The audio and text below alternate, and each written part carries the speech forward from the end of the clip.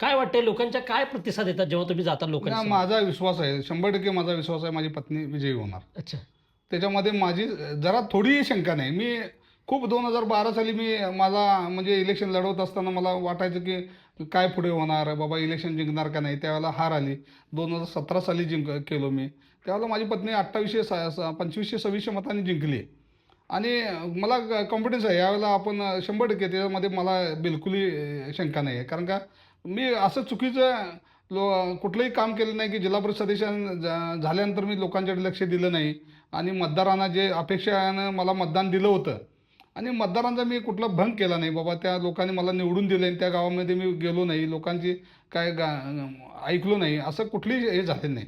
आणि मी मतदारसंघात फिरत असताना माझ्या ह्या ह्या आता ज्या मतदारसंघामध्ये बसलेले आहे, हो माझा हक्काचा मतदारसंघ. तसा तो मतदारसंघ त्यावेळेला दिला लोकांनी माझ्यावर प्रेम करून. तसा तो आमचा बाहेरचा मतदारसंघ असतानाही मला लोकांनी तिथलं प्रेम केलं माझं. आज ती लोकं माझ्या प्रचार यंत्रणेमध्ये इकडे यायलेत. म्हणजे अच्छा. ती लोकं माझ्या प्रचार यंत्रणेमध्ये, सर्व तालुक्यातली लोकं माझ्या यंत्रणेमध्ये आता सक्रिय झालेले आहेत की इतकं प्रेम माझ्यावरती आहे लोकांचं. आणि त्याच्यामुळे मला याच्यामध्ये काय माझ्या पत्नीला निवडून आणायला मला बिलकुल म्हणजे थोडीही शंका नाही.